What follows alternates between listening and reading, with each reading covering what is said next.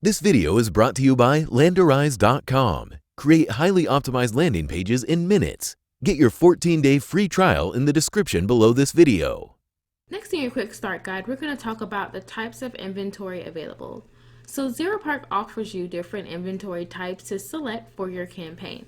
And they are going to differ between each other by their price and conversion rates. So you have 4 different types. First we have pre-selected. Next there's premium, standard, and remnant. So let's talk about pre-selected. Pre-selected is powered by machine learning. Pre-selected traffic is Zeropark's flagship inventory type.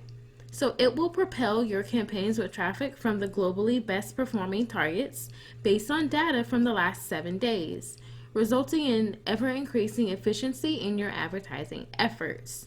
So by selecting the pre-selected traffic segment, you're pretty much describing your campaigns to a constant flow of traffic from targets characterized by high conversion rates over the last 7 days. So Zeropark updates this list of these proven targets every 12 hours.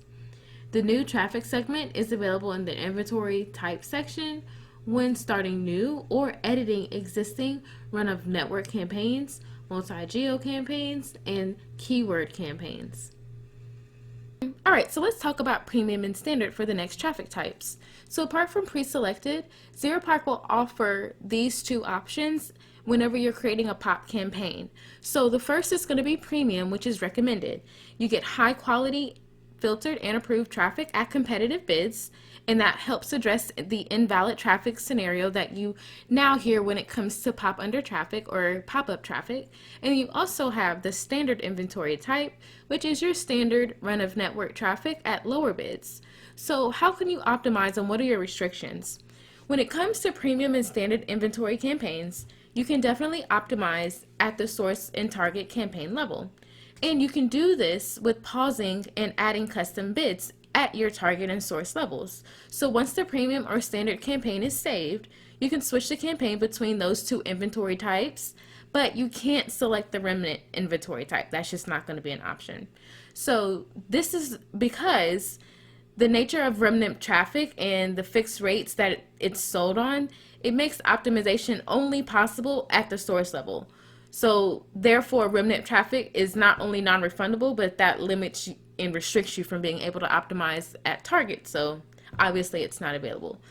All right, so the feature is available for these 2 traffic types under run of network campaigns for POP, and then also under multi-geo campaigns for POP. And then last you have the traffic type remnant. So the remnant traffic is unsold traffic that is available for a flat price. So it cannot be targeted and it's only available for run on network or multi-geo pop campaigns. So once you start your campaign, you will not be able to switch it to the remnant traffic.